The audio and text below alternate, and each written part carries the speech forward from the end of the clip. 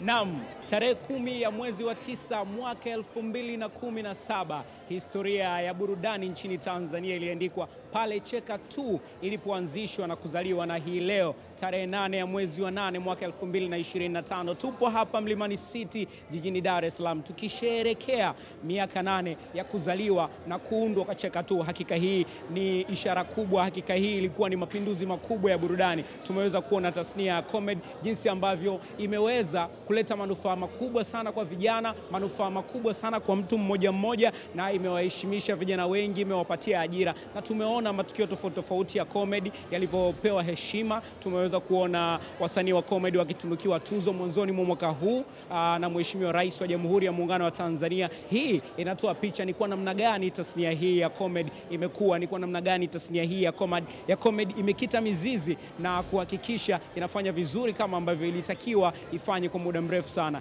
Cheka 2 miaka 8 leo inasherekewa hapa Mlimani City, lakini ikumbukwe taifa lipo katika majonzi na msiba mzito ambapo tumempoteza aliyekuwa spika wa bunge Job Ndugai. Tumeweza kuona wachekeshaji na wasanii mbalimbali wakishiriki katika kuangalia shughuli za bunge zikiwa zinafanyika. Hakika huu ni msiba kwa taifa na ni msiba kwa tasnia kwa ujumla, lakini tunamshukuru Mwenyezi Mungu kwa kila kitu na tunamwomba ampumzishe mahali pema peponi. Hapa kwenye Zuria Jekundu leo tuna wasanii wengi sana ambao wamefika kuweza kutuelezea ni kwa namna gani Cheka 2 imewatoa sehemu moja kuwapeleka sehemu nyingine. Tuna wasanii wengi kutoka Cheka 2, lakini hata wale ambao wameenda kutafuta maisha nje ya Cheka 2 wapo hapa kwa ajili ya siku hii ya leo. Tukio hili si tu kusherehekea miaka 8 ya Cheka 2 Tanzania, lakini pia tukio hili linaambatana na utoaji wa tuzo, tukiwakumbuka na kuwashukuru na kuwapa ukubwa wale waliofanya mapinduzi na kuyafanya makubwa kwenye tasnia hii ya ucheshi Tanzania. Koi Mzungu anastahili pongezi na anastahili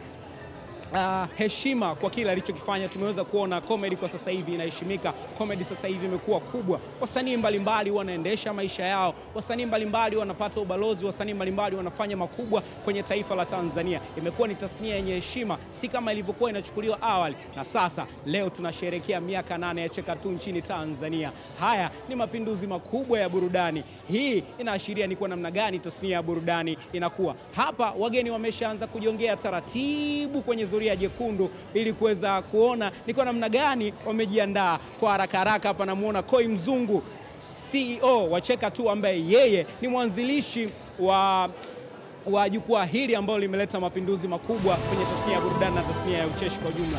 Koi Mzungu, Conrad Kennedy wajina. Shwari.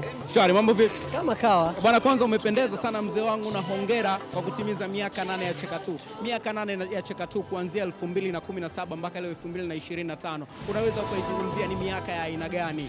Ups and downs najua ni nyingi sana, lakini kwako wewe unaizungumzia ni miaka ya aina gani kama ushindi siku hii ya leo? Kwanza pia umependeza sana. Yeah, you look very sharp. Ni miaka ambayo kwa kweli ina vitu vingi sana vya kufurahia kwa sababu ya hatua ambayo tumeipiga kutoka siku tuliyoanza mpaka leo, lakini ina vitu vingi sana kama mafunzo ambayo yamekuja kutujenga. Leo tunapoiona comedy industry inakuwa hivi ni kwa sababu kuna mafunzo mengi sana tumejifunza kupitia kutenda. In the process kwenye miaka yote ambayo tumekaa kwenye industry, kuna vitu vingi sana inawezekana tulikuwa tunavyo-encounter, sisi tulikuwa tunaona kama tatizo au changamoto. Kumbe nilikuwa ni lessons ambazo tulikuwa tunatakiwa kujifunza na kugrow up na kutoka kwenye hatua moja kwenda nyingine. Leo tunapoona success za Cheka 2 comedy industry kwa ujumla, kwa kweli flashback zinazotujia ni mafunzo tuliyopitia, zile changamoto ambazo zimetujenga kutoka hatua moja kwenda hatua nyingine. Yes. Katika miaka 8 ya Cheka 2 najua ni mengi sana yametokea. Ni moment gani ambayo imewahi kukuumiza wewe kama Koi Mzungu, ilifika wakati hata ukatamani hata kukata tamani? Moment gani iliwahi kutokea? Katika vitu ambavyo vinaweza kunifanya nitake kukata tamaa ni vingi mpaka naweza nisivitaje. I have 1,000 reasons za kusema ni give up. Sababu milioni yani ni sababu nyingi sana. Kwa sababu kila kukicha kuna changamoto moja ambayo inaweza kanapelekea changamoto nyingine. Kuna zile major events ambazo zinatokea kwenye maisha yako mpaka unasema da mwanangu, yani kitu kwa nini ilianza? Ni nyingi sana. I can't recall one, lakini nadhani kutokukata tamaa huko ndo kumepelekea mimi kumbana na changamoto zingine, kuendelea kumbana na nyingine na kushinda na kuendelea kujifunza kwamba changamoto iliyopita ile iliyotaka nifanye kukata tamaa nikikutana nyingine inalipa lesson ya kusema kama sikukata tamaa ile, there's no reason ya kukata tamaa kwenye hii hapa. Kwa ni nyingi sana, I can't address one, ni nyingi. Kila unapoamka asubuhi kuna sababu bilioni za kufanya ukata tamaa. Tofauti ya kukata tamaa na kuendelea ni courage ambayo unajipa mwenyewe, sio mtu mwingine yote. Kwa kumalizia, tumekuwa tukisikia na tukiona watu wengi wakifanya vitu as a family, kwa maana akiwa baba, mama, wadogo, wakina kaka, kina dada, vitu vingi sana huwa vinaenda vinakwama. Lakini kwa Cheka Tu imekuwa tofauti. Tunamuona Koi Mzungu, tunamuona Clay, tunamuona mama na tunaona ndugu wengine wapo kwenye platform moja na imefanya vizuri, imeleta mapinduzi. Siri gani imejificha katikati ya hili? Ni Mungu, kwa sababu hamna kitu shetani anakiataka kama familia. Shetani anadili na familia kuliko jambo lingine lolote, kwa sababu familia ni msingi wa mafanikio ya kila sekta ambayo tunaiona hapa duniani. Kila sehemu iliyopo kuna familia ametoka.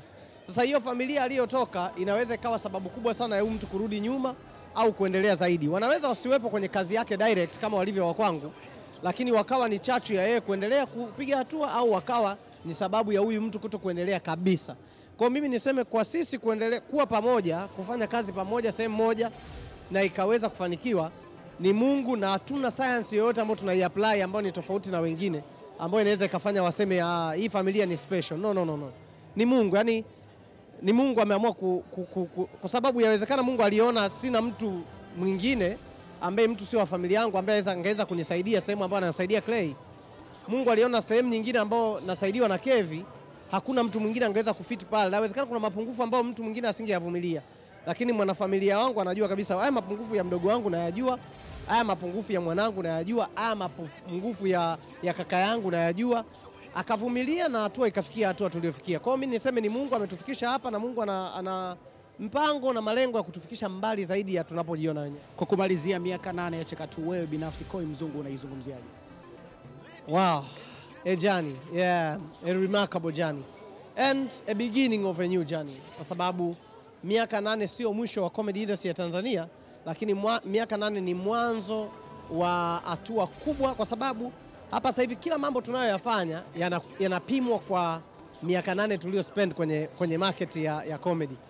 So it's a big challenge, it's another milestone, na tunaamini ni hatua moja ambayo inatufungulia ukubwa mwingine kwenye operation ya comedy Tanzania, na kuhakikisha na sisi tunaendelea kushikana mkono kama vijana na tunaenda kupata riziki kwenye comedy. Hongera sana Koi, na nikushukuru, na uwe na maandalizi mema kwa kile ambacho kinaenda kufanyika usiku wa leo. Bwana, shukrani sana. Nakushukuru sana Conrad.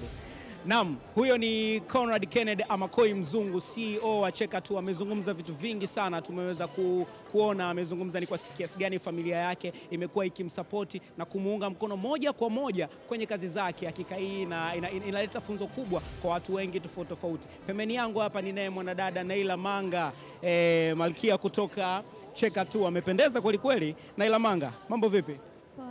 Umependeza sana na hongera. Thank you so much. Miaka 8 ya Cheka Tu, ukiwa ni moja ya mwanafamilia wa Cheka Tu, unaizungumziaje siku hii ya leo?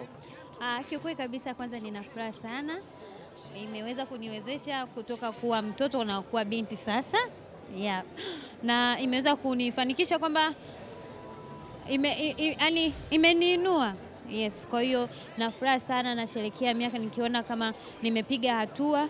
Huu mwaka hautaisha kama mwaka jana ulivyoisha, na pia tumevuka viwango, sio kama pale tulipokuwa tunaishi. Kwa hiyo ninafurahi kiukweli kulingana na Cheka Tu kufikisha miaka 8, hata mimi pia kuna stage imenifikisha. Kwa hiyo nafurahia miaka 8 ya Cheka Tu. Umeingia Cheka Tu mwaka gani? Mwaka jana mwezi wa 5. Mwaka jana mwezi wa 5, una mwaka sasa katika platform ya Cheka Tu. Katika safari yako kwenye platform ya Cheka Tu, ni kitu gani ambacho huwezi kukisahau katika kazi yako ya stand up comedy? Kitu ambacho siwezi kusahau mwaka jana niseme ni kufanya vizuri, labda niseme. Kitu ambacho siwezi kusahau ni kwamba imenipa umaarufu. Nilikuwa sijulikani, mimi nimeingia Cheka Tu nikiwa na followers 7,000, lakini ndani ya mwaka mmoja nina followers 238K. Kwa maana kwa unaweza ukaona ni kiasi gani ambako imenitoa mpaka kunifikisha. Tunaelewa, kwa mwaka mmoja nimeweza kupata wafuasi wao wote, engagement kubwa, matangazo, nini. Kwa hiyo imenitoa pabaya, si ndio? Kwa hiyo naweza nikasema iko ndio kitu ambacho kikubwa zaidi kwenye kazi yangu. Okay, hongera sana. Kwa kumalizia, watu wamesema Naila Manga umevaa leo kama bibi harusi. Kuna lolote tutegemea hivi karibuni? Inaweza ikatokea, siwezi kupingana na ukuu wa Mwenyezi Mungu, kwa sababu kila mtu, kila mwanamke anatamani saa awe na mwenza wake. Kwa endapo akatokea akaniona kama mimi ni bibi harusi wake, I'm ready to mingle. Yes. Okay, na Sara, nikukaribishe usiku huu wa leo. Huo ni usiku wa kihistoria kwa mara nyingine tena. Thank you so much. Na mtazamaji wa channel namba 106 Sinema Zetu HD, huyo ni Naila Manga akielezea safari yake ya Cheka Tu ikiwa na karibu mwaka mmoja sasa. Ameweza kuzungumzia mafanikio, ameweza kuzungumzia ni kwa namna gani anaishukuru Cheka Tu kumtoa sehemu moja kumpeleka sehemu nyingine. Hapa pembeni yangu ni naye my brother Joel Master. Bwana, mambo ni aje? Kama kawaida. Hata nipe tano mwanangu. Bwana, kama damu yangu. Bwana kaka, mbona leo umevaa kama Mkorea si Mkorea, Mturuki si Mturuki? Umeshaona masultani wanavyovaa? Kakaangu, ndio nimeamua nipite humo my brother. Tunakuita baba nani vile? Baba Genesis. Sikumweleza my brother. Naam, tuongee sasa. Sawa. Bwana mzee, miaka 8 ya Cheka Tu. Zamani huko ulikuwa ndani ya platform, umefanya makubwa ndani ya Cheka Tu. Unaweza ukaizungumziaje Cheka Tu katika safari yako ya comedy hadi kufikia hivi sasa?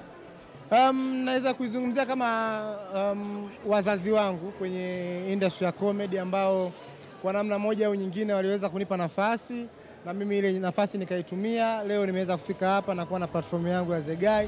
Kwa hiyo inanipa kama inani-inspire, inani-inspire kwamba na mimi baada ya miaka kuna siku nitakuwa naadhimisha miaka 8 ya The Guy. Kwa hiyo yani ni hivyo my brother. Unaweza ukashare kidogo moment na sisi wakati unataka kutoka Cheka Tu, ilikuwaje? Ilikuwa unajua kipindi kile bana wala hakukuwa na ugomvi kwamba eti niliamua tu mimi mwenyewe nikakaa nikafikiria nikasema bro, mimi naomba nitoke nianzishe familia yangu na mimi, kwa sababu naamini kwa hapa nilipofika mmenielewa vizuri. Naomba nijiengue nikazae familia yangu, ila nyie mtaendelea kuwa kama wazazi wangu na familia yangu. Wakati upo Cheka Tu, kitu gani ambacho hutakaa uje ukisahau? Upendo. Yani upendo ndo nguzo ya kwanza ambayo tuko nayo Cheka Tu. Sijui kwa sasa hivi, lakini kwa kipindi hicho ambacho mimi niko Cheka Tu, upendo na mshikamano ndo nadhani ule upendo ndio umesababisha mpaka leo Cheka Tu imefika hapa. Yes. Bwana, nikushukuru sana. Neno la mwisho kwa miaka 8 ya Cheka Tu? Nawakubali sana, nipo na nyinyi ndio maana niko hapa leo na nawapongeza sana. Tuone kitakachoendelea leo. Yes. Nikushukuru sana my brother na nikutakia maandalizi mema. Nashukuru sana, sikushindi wewe. Na mtazamaji wa channel namba 106 Sinema Zetu HD, na kukumbusha tu haya ni matangazo ya moja kwa moja yanayokuja kupitia channel namba 106 Sinema Zetu HD kupitia kisimbuzi cha Azam TV, lakini pia channel namba 414 Cheka Plus. Hapa ni naye mwanadada Asma Jamida. Mambo? Shwari mzima, umependeza? Nashukuru, umependeza pia. Thank you. Umekuwa kwenye Cheka Tu. Cheka Tu imefanya makubwa. Cheka Tu imekufanya upate tuzo mbele ya Mheshimiwa Rais wa Jamhuri ya Muungano wa Tanzania. Hili kwanza unalizungumziaje wewe kama Asma? Kiukweli nadhani ukiniambia sanaa imekulipa nini, na nikasema yale ni malipo yangu kwenye sanaa. Ile ilikuwa ni kubwa sana kwangu. Baada ya miaka yote tunafanya, sio rahisi, lakini nikaja kupokea tuzo mbele ya mama. So mimi kwangu naona kama ni kitu kikubwa sana. So ukiniambia sanaa imekulipa nini, nitakwambia sanaa imenilipa kile kitu. Yeah. Katika safari yako ya Cheka Tu, wakati ukiwa unafanya stand up comedy, unaweza ukaniambia moment gani ngumu huwezi kuja kuisahau ulipokuwa jukwani? Moment ambayo siwezi kuisahau hata nikiamsha usingizini, nakumbuka ilikuwa ni 2020 kwenye Comedy Search tu. Baada ya raundi ya kwanza, raundi ya pili tulivyokuwa tunaitwa tayari, yani ukumbi ulikuwa ushachangamka, kwa tunaitwa tofauti, yani haraka mradi raundi ya pili kamilike, mshindi atangazwe. So akaingia Leonardo, unamjua tena alivyomtumbadi. Kwa hiyo Leonardo kaingia akaiacha audience iko hapa. Alafu sasa kipindi anatoka yeye, jaji alikuwa mbali, jaji alikuwa ni Koi, alikuwa yuko mbali. Kwa hiyo ikabidi bado asimame stage kumsubiria Koi aje. Kwa hiyo bado watu wakaendelea na ile shangwe. Kwa hiyo anaingia haraka ili kwa muda, na akaingia Asma. Mimi naingia bado tunacheka vicheko vya nani? Vya Leonardo. Kiukweli ndugu yangu, niliongea peke yangu pale stage mpaka nashuka. Sintosahau. Lakini ni safari nzuri ni katika namna ya kukujenga, na leo umesimama wewe kama Asma. Ukizungumzia miaka 8 ya Cheka Tu hadi kufikia hivi leo, kwa maneno japo matatu, unaizungumziaje? Kiukweli Cheka Tu ilikokuwa imeanza audience 10, 20, 30 mpaka leo Naweza nikasema Cheka 2 imepiga hatua kubwa mno. Cheka 2 walikuwa hawana Cheka Plus, Cheka 2 walikuwa hawana media kama hivi TV walikuwa hawana. Lakini nowadays kuna stand up comedy platform, kuna TV ndani yake, kuna watu wakubwa sana, wasanii wetu kama unavyoona wametoka kwenye, yani Cheka 2 imekuwa kubwa sana, na baada ya miaka miwili Mwenyezi Mungu, baada ya miaka huko mbele itakuwa kubwa sana. Nikushukuru sana Esma na nikutakia kila la heri. Na wewe pia. Nashukuru sana. Na mtazamaji wa channel namba 106 Sinema Zetu HD, na wewe unayetufuatilia kupitia Cheka Plus channel namba 414. Huyo ni Asma, amezungumza safari yake, lakini ameweza kushare na sisi moja ya gumu ambalo amewahi kulipata kwenye safari yake ya comedy. Hakika hii ni ishara ya upendo. Pembeni yangu hapa ninaye Shafi Brand. Bwana, mambo vipi mzee wangu? Bwana, kama kaa. Bwana, naona leo umependeza, lakini hii style unaweza kutuambia inaitwaje mzee wangu? Hii inaitwa Mr. Maswala. Bwana, kwanza tukizungumzia miaka 8 ya Cheka 2, wewe kama Shafi Brand, Cheka 2 imekuwa na mafanikio, imekusababishia mafanikio gani kwenye maisha yako ya burudani? Mimi imenisababishia mambo mengi. Kwanza kuwa tu hapa, si nafasi ndogo, kwa sababu kuna jopo la comedian wengi ambao wanatamani kufika kwenye hii nafasi, lakini mimi nimepata nafasi, kwangu imekuwa ni kubwa, na nimemshukuru Mungu, imenisaidia vitu vingi. Nimepata vitu vingi, of course, nikiwa na Boskoi siwezi kuvisemela, ni vitu vingi ambavyo nimetoka kwenye hatua moja kwenda kwenye hatua nyingine. Leo Cheka 2 inatimiza miaka 8, Shafi Brand yuko hapa. Kuna siku moja na Shafi Brand tuje tumtegemea akisimamisha platform yake kubwa kama Cheka 2? Nafikiri tuombe uzima. Lengo la Cheka 2 sio kusimamia tu comedian, lakini pia ni kukuza vijana waweze kujitegemea. Kwa mfano tumeona Joe Master ametoka Cheka 2 mpaka leo tupo naye, lakini ana jukwaa lake, anazegari, anafanya poa, anafanya vizuri. Watu wanamtambua na anasaidia kusaidia vijana wengine. Kwenye comedy leo kuna ambatana na shughuli ya tuzo. Leo umejiandaaje katika shughuli ya upokeaji wa tuzo? Nafikiri kama unavyotuona ndugu mwandishi, tuko sawa, tuna energy ya kutosha, tuna nguvu ya kutosha, kwa hiyo tusubiri tu muda ufike kiweze kuhappen. Bwana, nikushukuru sana, nikukaribishe. Na mtazamaji wa channel namba 106 Sinema Zetu HD, huyo ni Shafi Brand. Kwa upande wake anaizungumzia miaka 8 ya Cheka 2, lakini kikubwa anazungumza ni kwa namna gani Cheka 2 jinsi ambavyo inawakuza, inawafanya wawe watu wakubwa, inawafanya waendelee kufanya makubwa zaidi. Hiyo ndio maana ya ukubwa, na leo tunasherehekea miaka 8. Pembeni yangu hapa ninaye last born wa taifa, naweza nikamuita leo. Anaitwa Saidi Said. Bwana, mambo vipi mzakato? Shwari ndugu yangu. Bwana, hii suti ya ngapi leo? Tangu umefika naona vitu tofauti tofauti. Hii ya 3, nataka unioje haraka haraka nikavae ya 4, alafu na ya 5. Tunakuwa tumemaliza. Biashara inakuwa imefungiwa hivi. Miaka 8 ya Cheka 2, Saidi yuko pale. Saidi, unaweza kutupa introduction kidogo, uliwezaje kuingia kwenye Cheka 2 mpaka leo ukasimama na kuwa moja ya comedian wakubwa sana nchini? Mimi Cheka 2 niliingia baada ya mashindano ya Comedy Search mwaka 2021. So wakati Cheka 2 inatimiza miaka 8 na mimi natimiza miaka 5 Cheka 2. Baada ya mashindano kufanyika, wale watu ambao walishinda top 3 ndio walibahatika kuingia moja kwa moja. Watu 5 walibahatika kuingia moja kwa moja kwenye Cheka 2. Kuanzia hapo tukaanza safari yetu ya comedy ndani ya Cheka 2. Mbali na mafanikio tunayoona kwenye mitandao ya kijamii, mafanikio ambayo hatuyaoni ambayo umeyapata kwenye Cheka 2 ni yapi kwa faida ya mashabiki zako?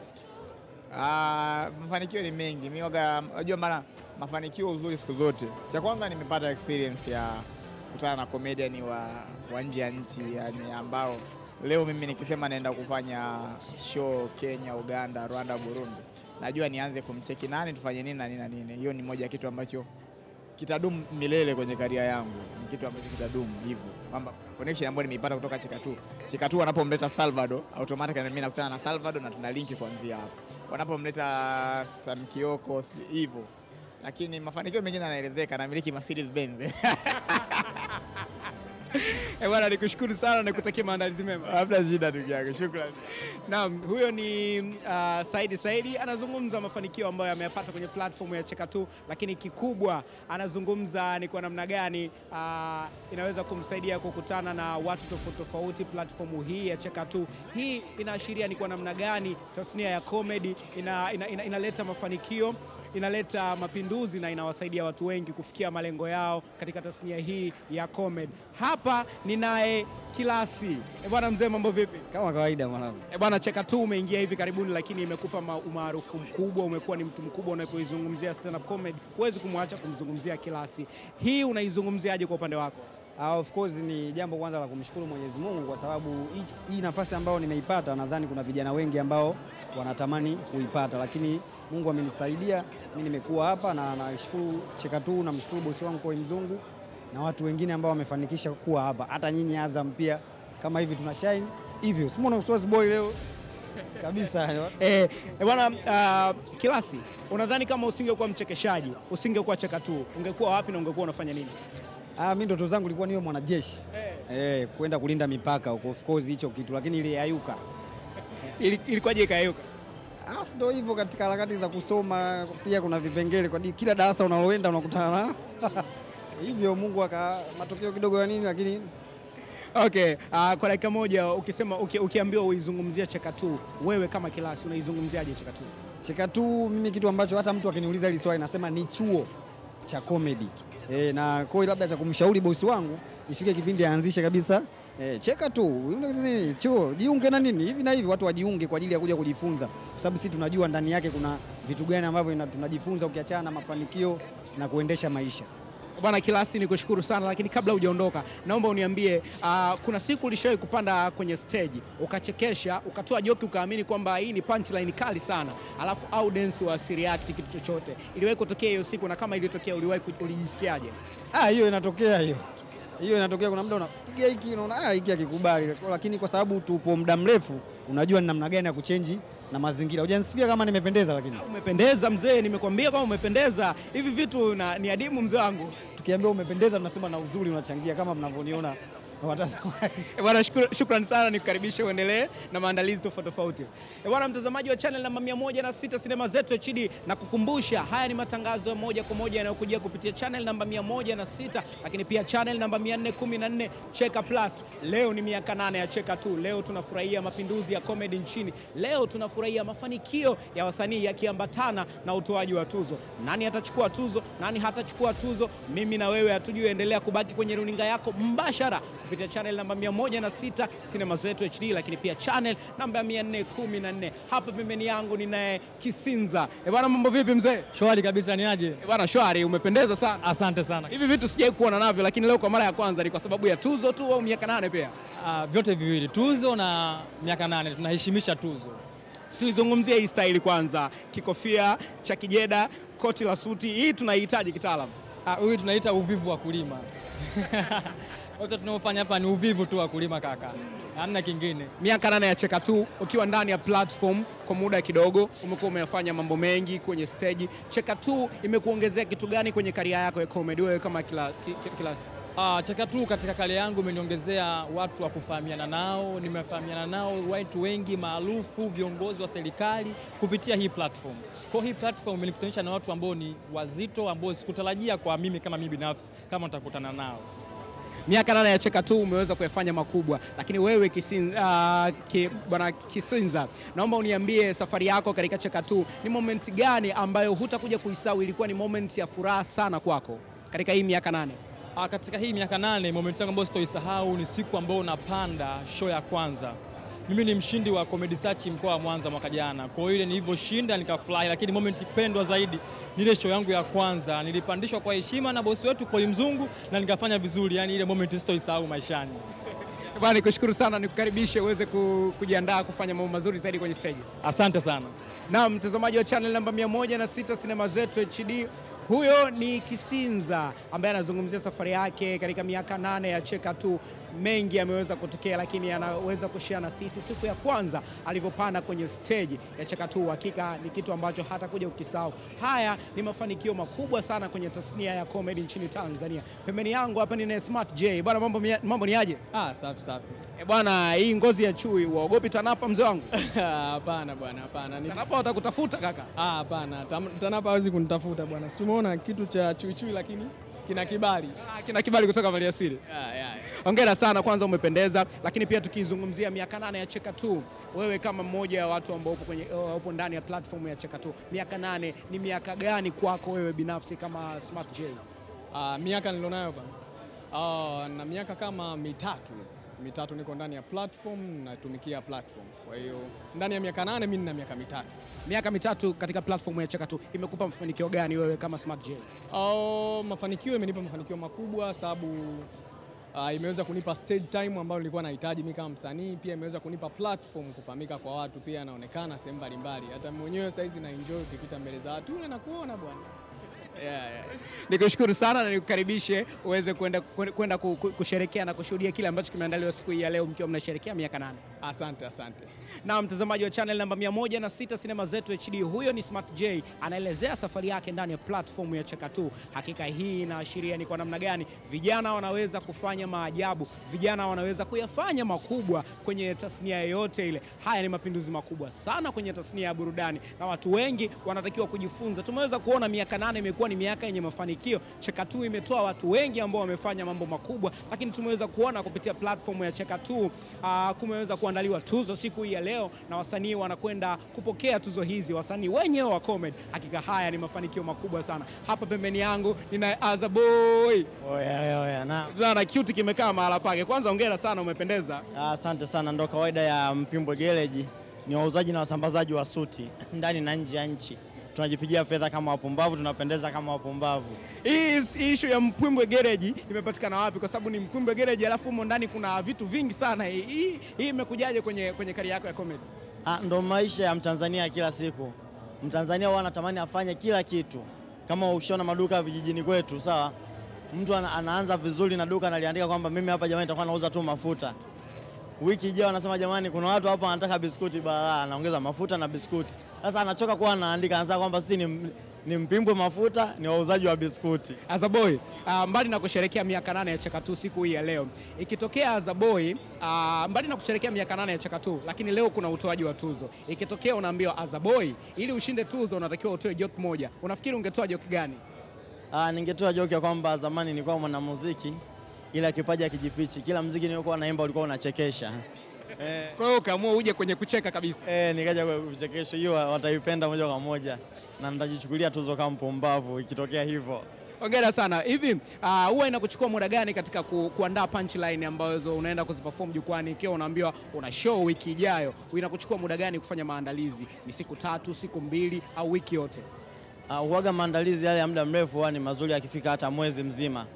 Lakini kupata kitu kizuri kinakuja instantly, yani unfortunately unashangaa kitu kimekuja ambavyo hujapanga. Ni kama utafutaji wa hela. Unakwambia ili upate hela zaidi lazima kuanzia miaka 30 kwa mara juu utaanza kuzipata. Unaweza kufika na usizipate, kufikia miaka 40 ukazipata. Kwa hiyo inakuaga hivyo, the best joke inakuja katika muda ambao huitegemei. Nikushukuru sana Azaboy na nikukaribishe. Asante sana. Shukrani sana.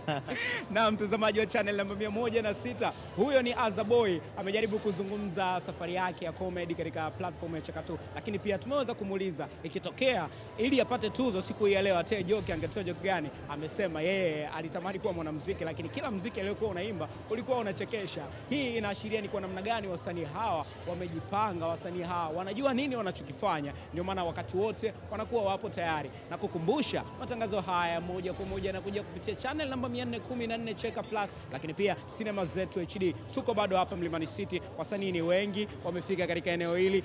Hapa ninaye msanii mwingine wa comedy ambaye anashiriki katika platform ya Cheka2. Bwana, mambo vipi? Poa kama kawaida kabisa. Bwana, hongera sana. Hii style ya nywele leo inaitwaje? Hii inaitwa dread mtelezo. Nani amekuspire kutengeneza dread mtelezo? Hii nimetengeneza unique. Hii nimemodify mimi mwenyewe tu, nimetengeneza kimekaa.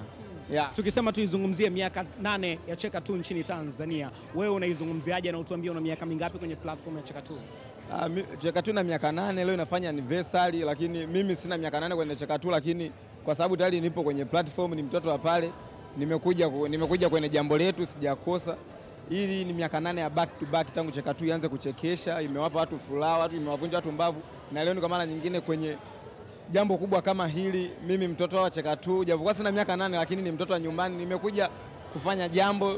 Wasubiri stage tutafanya kitu gani. Kuna siku nawe umeshawahi kukaa ukatamani kuanzisha kitu kama Cheka2? Wanasema dreams come true. Ipo siku huenda na mimi nikaanzisha platform yangu, lakini kwa sasa hivi sijafikiria, kwa sababu ndo naanza. Huenda labda siku moja itakuja kuwa ni ndoto yangu. Maana ukikaa na watu wanakuambia ni ngumu sana, ila dreams come true. Ipo siku na sisi tutaanzisha platform yetu miaka ijayo, kwa hata wakitumia jukuu zetu somba. Hongera sana, nikukaribishe uweze kujiandaa kwa shughuli ya leo. Shukrani sana kaka. Naam, hao ni wasanii mbalimbali ambao wapo katika platform ya Cheka Tu, wanayofanya makubwa na tunaweza kuona na wanazungumzia vitu tofauti tofauti na mafanikio mbalimbali ambao wanayapata kwenye platform hii, na wanazungumza ni kwa namna gani Cheka Tu inawainspire na siku moja wao waje waanzishe platform yao. Hakika hili ni jambo kubwa sana kwenye tasnia ya burudani. Hakika hili ni jambo kubwa sana kwenye tasnia ya comedy nchini Tanzania. Hii inaashiria ni kwa namna gani Koi Mzungu na timu yake ya Cheka Tu imeweza kutengeneza msingi imara, imeweza kutengeneza kitu bora ambacho kinafanya vizuri, ambacho kimeleta mapinduzi. Platform nyingi zinaanzishwa, vitu vingi vinaanzishwa, lakini havifiki vilipofika hii leo. Miaka 8 ya Cheka Tu ni miaka mikubwa na miaka yenye mafanikio sana. Pembeni yangu ninaye Mjeda, amefika hapa siku ya leo na ni mmoja ya watu ambao wapo kwenye platform ya Cheka Tu. Mjeda, mambo vipi? Sorry kaka. Unasema siku moja ulitamani uwe mwanajeshi, lakini ndoto za wanajeshi hazikutimia, ukaamua kuja kuwa mwanajeshi wa comedy. Yes, yeah. Nilikuwa na ndoto hizo kwa kweli, kusema kweli zilipotelea njiani, kwa hiyo mpaka sasa hivi niko nachekesha Watanzania na wanajeshi wakiwemo na wachekesha. Bwana, ukiambiwa uizungumzie miaka 8 ya Cheka Tu, wewe kama Mjeda, imekupa mafanikio gani? Miaka 8 ya Cheka Tu, kwanza mimi kama mimi namshukuru kwanza Mwenyezi Mungu kwa sababu imenipa kufahamika. Kuna sehemu unapita hivi unaaminika, unakopesheka. Unajua naweza ukaenda dukani ukaniambia nipimie unga kilo moja, mimi wa Cheka Tu, wanasema basi sawa, tunamdai wa Cheka Tu. Ndio hivyo, yani inakupa uaminifu. Hapo pia ni platform ambayo inazidi kukua kila siku itwapo leo. Kwa hiyo pia Mwenyezi Mungu bado tunamuomba azidi kutukuza zaidi na zaidi mpaka inapokuja kufikia miaka 100 ya Cheka Tu. Sisi hata kama tulikuwa tumepita bado iwe ni kubwa. Kwenye platform ya Cheka Tu una washikaji wengi, naamini katika maandalizi ukiwa na show, punchline zako natumaini huwa unashare na watu tofauti tofauti, ili kukwambia kwamba hii iko bomba, hii haiko bomba, uongeze hichi, usiongeze hichi. Katika platform nzima ya Cheka Tu, mtu gani hata iweje uwezi ukashare naye joke kwa sababu umuamini anaweza akapita nayo stijini? Cha kwanza mtu hawezi akachukua jokes yako, lakini pia kushare na mtu mawazo, unaangalia jinsi ya uandikaji wa mtu yule na wa kwako. Je, vina mechi au havimechi? Kuna mtu mwingine anapiga one liner kama Leonardo, kuna mtu mwingine anapiga storyteller, yani mtu anasimulia story. Kwa hiyo unaangalia jokes yangu ni ya story au ni ya punch, na mshirikishaje huyu mtu, lakini uwezi tu ukawa tu unamshirikisha kila mtu. Sasa inakuwa ni shirikisho. Bwana, karibu sana Mjeda na nikutakie kila laheri. Na mtazamaji, huyo ni Mjeda, amezungumza vitu tofauti tofauti, lakini amezungumza namna ambavyo huwa anafanya maandalizi akiwa anakaribia kuperform na kupanda jukwani. Ameweza kushare ni mafanikio gani ambayo yanaweza akamsaidia, ni kwamba huwa anashare idea na watu tofauti tofauti ili kupata kitu kilicho kizuri zaidi. Hakika mtazamaji, unaweza ukaona ni kwa namna gani platform hii imeweza kuleta mapinduzi. Leo tunasherehekea miaka 8, lakini si tu miaka 8, lakini pia miaka 8 inayoambatana na utoaji wa tuzo leo hii, ambayo watu wengi waliofanya makubwa kwenye platform hii ya Cheka Tu wanaenda kuyafurahia. Hapa ninao wadau mbalimbali wa comedy ambao wamefika hapa katika usiku huu na wamependeza, na wengine wamekuja kwa style za tofauti kabisa. Upande wangu kulia nikianza na mzee wangu ambaye amenyuka vitu fulani vya Kinyamwezi. Bwana, mambo vipi? Aisee, poa sana. Yes. Bwana, hongera sana. Leo siku ya miaka 8 ya Cheka Tu tukiwa tunaisherehekea. Unategemea nini usiku wa leo? Kwanza mimi ni performer usiku wa leo na nimejipanga vizuri kuhakikisha kwamba miaka 8 nimebahatika kuwa performer ambao nitaperform leo kama comedian. Kwa hiyo namshukuru Mwenyezi Mungu nikiwa na DJ wangu DJ Magic. Kwa leo tuko hapa kwa ajili ya kuwaburudisha, wa enjoy na watafly. Ukiwa kama performer, una muda gani ndani ya platform ya Cheka Tu? Mpaka sasa hivi Cheka Tu na mwaka mmoja. Maana yake ndo upcoming ambaye inakuja, tunaitwa container jipya. Container jipya. Ujio wa container jipya, nyinyi kama wasanii umewanufaisha vipi? Unatunufaisha kwa sababu sanaa sasa hivi ni biashara. Alafu sisi tunalaa kwamba tayari wa mablaza wameshatangulia, wameonyesha njia. Kwa hiyo sasa hivi sisi unajua blaza kakosea wapi, napita wapi. Kwa hiyo mashabiki wapi watupe support, watuone, tunachekesha, tunafanya vizuri. Kwa hiyo tunawaahidi mazuri mengi sana. Hongera sana na matumaini makubwa sana siku ya leo. Upande wangu wa kushoto nina performer mwingine ambaye anatarajia kufanya makubwa usiku wa leo. Wewe mambo vipi? Kama kawa bro. Bwana, hii style inaitwaje? Hii ni The Music Monster, DJ Magic ndo icon yangu, Simba. Yeah. Wewe ni miongoni mwa watu ambao wanahakikisha joke ya msanii wako inakwenda vizuri. Je, wewe unajipanga vipi kuhakikisha kila kitu kinakwenda vizuri ukiwa na miongoni mwa watu ambao wanaperform katika kuhakikisha joke inawafikia watu na wanacheka? Kwanza ni mtu ambaye amefanya nifuatilie comedy, nijue kwa set yote akinisimulia mimi, kwa sababu naijua comedy kwa upande wa pili, kwa naisikiliza vizuri, natoa maoni yangu kama DJ wake, tunaipanga kwa uzuri, then tunaiwakilisha ambao mashabiki watasikiliza vizuri. Yeah. Unaizungumziaje miaka 8 ya Cheka2 siku ya leo? Miaka 8 ya Cheka2 tuna enjoy sana. Ni watu ambao wanatufanya tunaburudika, tunafurahi. Mimi napenda sana kucheka. Na show zote za Cheka huwa nahudhuria kwa sababu napenda kucheka na nipo na wanani hapa. Kwao ni kitu kizuri. Cheka2 wameonyesha ukubwa, wameonyesha kwamba wanaweza, wameonyesha tofauti. Congratulations. Bwana, hongereni sana na niwakaribishe muweze mkajiandae kutuonyesha maajabu siku ya leo ya miaka 8 ya Cheka2. Bwana, haina noma sana. Bwana, hao ni performers, umeweza kuona vitu tofauti. Msanii anakuja na DJ. Hii ni kuhakikisha analeta ladha tofauti ambayo inaweza kuleta makubwa sana, ambayo inaweza ikalifanya jukwaa lizizime kwa furaha, jukwaa licheke. Hakika haya ni mabadiliko, hakika haya ni mafanikio makubwa sana. Kuona kitu cha tofauti, si tu stand up comedy, lakini stand up comedy ambayo ina ladha tofauti ndani yake. Hii ni kitu kikubwa sana kwa tasnia ya comedy kwa ujumla. Hapa pembeni yangu ninamkaribisha Mama Mawigi, mama mzazi wa Koi Mzungu, mama mzazi wa platform ya Cheka2 ambaye anafanya vitu vikubwa sana na vizuri. Naye amekuwa ni mmoja ya watu ambao wanafanya jokes mbalimbali. Kiukweli hii inaashiria kitu kikubwa sana kwenye tasnia hii ya comedy nchini Tanzania. Mtazamaji wa channel namba 106 Sinema Zetu HD, matangazo yanakujia kupitia channel namba 106, lakini pia channel ya 414, channel ya Cheka Plus. Hii ni kitu kikubwa sana kwenye tasnia ya comedy. Mama Mawigi amefika hapa, Mama Koi Mzungu. Mama Koi Mzungu, ukimuita vizuri zaidi unaweza kumuita Mama Kai wa mzani wa mapenzi. Mama, shikamo. Marahaba, habari yako? Salama mama, hongera sana, umependeza, na nikupe hongera ya mara ya pili kuweza kuilea Cheka2 mpaka kufika leo ilipofika hii leo mama. Sana, asante sana.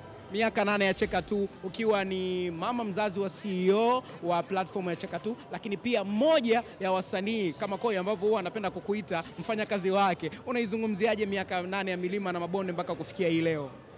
Nashukuru mwenyewe umeanza milima na mabonde. Kiukweli ni milima na mabonde, ni kuanguka, ni kunyanyuka, ni kutembea, lakini nimpongeze mwanangu Koi Mzungu. Nimshukuru Mungu kwanza kwa moyo na ile roho aliyompa. Yule mimi nasemaga mapafu ya mbwa. Kiukweli. Koi kimwekea hapa kilomita 1000 ngapi akimbia, atakimbia na atafika. Ili mradi ziwe zile za slow motion. Ataachwa. Sababu ni moyo mkuu sana, wafuasi wetu wanajua, wanaotufollow wanajua tulikopitia, mara leo, mara kuanguka, mara kunyanyuka. Hata mimi mwenyewe siamini kama leo miaka 8 tunasherehekea anniversary. Ni kwamba kijana amepambana, lakini sio yeye peke yake. Mungu ametusimamia, na sio Mungu tu, Mungu kwa kutuma wajumbe wake wakatushika mkono. Kiukweli huwezi kupambana kutengeneza kitu peke yako, mpaka uwe na watu.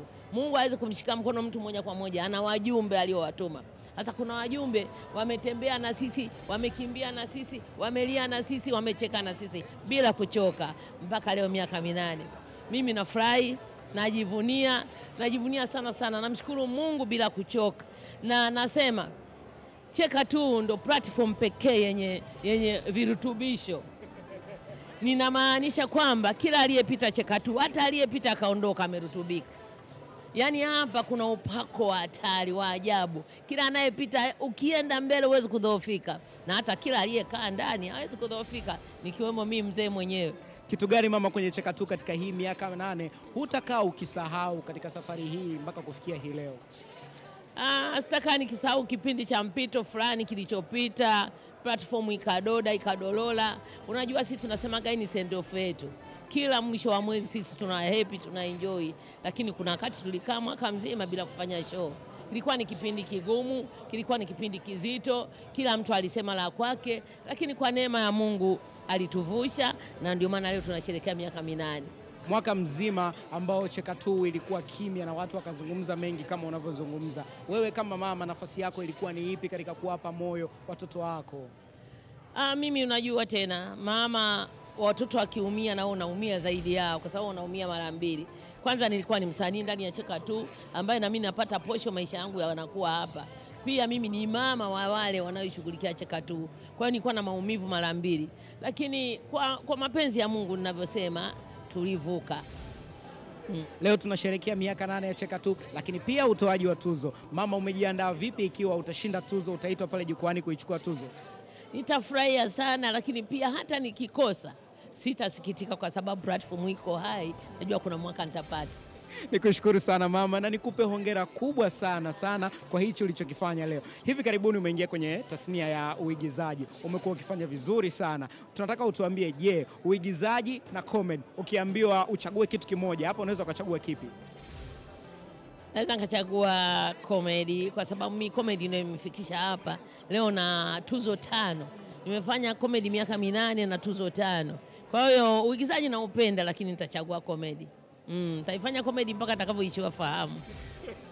Nikushukuru sana mama, lakini neno moja kwa Wahaya, unawaambia nini usiku huu wa leo? Anawasema Wahaya nipo bilionea, semaji lao nimetaradadi, nimeenea, wategemee mengi kutoka kwangu na habari zote za Wahaya, ila wanaofanya vizuri tu. Mwaya kama unazingua mjini tupa kule, mimi sina habari na wewe, mimi nachukuaga wale classic. Okay, sana mama, na karibu sana. Na mtazamaji, huyo ni Mama Mawigi, ameweza kutuambia vitu tofauti, lakini kitu kikubwa mtazamaji, Koi Mzungu, huyu ndio mama yake mzazi, lakini pia kitu cha kufurahisha, mama mzazi yupo ndani ya platform. Mama mzazi ni miongoni mwa wasanii na anafanya vizuri. Tumeweza kuona ni kwa namna gani ameshare na sisi experience tofauti za ups and down ambazo amekutana nazo kwenye Cheka 2 kwa miaka hii 8, lakini pia ameweza kutuambia ilifika kipindi mwaka mzima Cheka 2 ilikuwa ipo kimya, watu waliyazungumza mengi, lakini yeye kama mama aliplay nafasi yake, alihakikisha watoto wake hawavunjiki moyo, wanasimama, lakini pia wanafanya vizuri, na hatimaye leo tunaisherehekea miaka 8 ya Cheka 2. Hii miaka 8 ni miaka ya mafanikio, ni miaka ya kujivunia, ni miaka ya kukumbukwa kwenye mapinduzi ya comedy Tanzania na mapinduzi ya burudani kwa ujumla. Jina langu ni Conrad Festo Kashasha. Matangazo haya moja kwa moja yanaendelea kukujia kupitia channel namba 106 Sinema Zetu HD, lakini channel namba 414 Cheka Plus. Hakika haya ni mapinduzi ya burudani, usiku wa miaka 8 ya Cheka 2 ukiambatana na utoaji wa tuzo. Na sasa ni kukaribishe moja kwa moja ndani kwenye tukio husika, ndani kwenye siku ambayo imetuleta leo, ukashuhudia kipi leo kimetuleta hapa siku ya leo, utoaji wa tuzo, lakini pia kusherehekea miaka 8. Surprises ni nyingi sana, vitu vimeandaliwa moja kwa moja. Sasa twende ndani tukashuhudie kipi kimeandaliwa katika miaka 8 ya Cheka 2.